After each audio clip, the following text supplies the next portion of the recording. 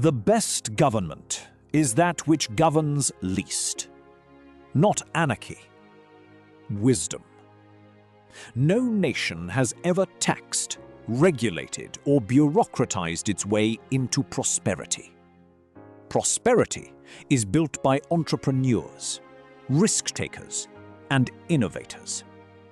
Men and women who wake before dawn, not because a civil servant issued a directive, but because they see a problem the world is willing to pay them to solve.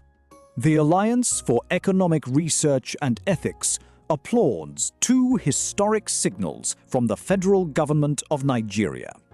First, the courageous rejection of the IMF's prescription of new taxes on telecommunications and petroleum products. Second, the unveiling of a new public policy private partnership model, acknowledging that the private sector is not a subject of government. It is the engine of national destiny. The IMF recommended new taxes on telecoms and petroleum. The logic was seductively simple. Nigeria's revenue to GDP ratio is low. Therefore, Nigeria must tax more. It is the arithmetic of the accountant, not the wisdom of the statesman. To tax telecommunications, the very sector that has democratized banking, education, and commerce for millions of Nigerians, is to tax the ladder by which the poor climb out of poverty. The government's rejection of these prescriptions is not populism. It is prudence. This is sovereignty. This is economic maturity. Under the old public-private partnership model, government designed policy, and business was invited, reluctantly, to implement it. The state was the landlord. Business was the tenant. Under the new 4Ps model, the private sector becomes a co-architect of policy, not merely a stakeholder, a co-driver of national growth. This is the language of a government learning to trust its own people. The Alliance calls for 4 immediate actions. 1. Publish a regulatory sunset calendar. Every agency must justify every permit or repeal it. 2. Establish a red tape tribunal with power to fine agencies for obstruction and extortion. 3. Digitize every interface between government and business. The algorithm, not the acquaintance, must be the gateway. 4.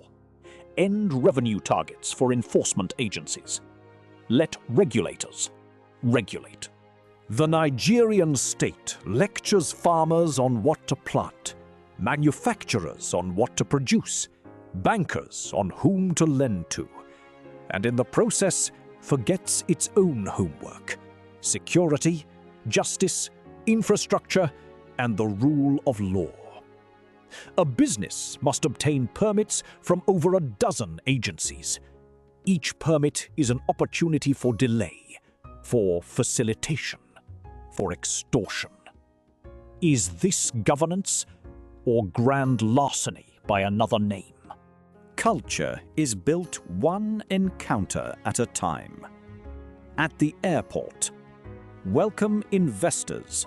Do not shake them down. At the checkpoint, protect citizens. Do not extort them. At the port, facilitate trade. Do not negotiate corruption. At the tax office, serve taxpayers. Do not treat them as suspects. The Nigerian Revenue Service must become a service organization, not a collection machine. The Alliance calls for a national regulatory charter built on 5 non-negotiable principles. No regulation without consultation. No retroactivity. No duplication.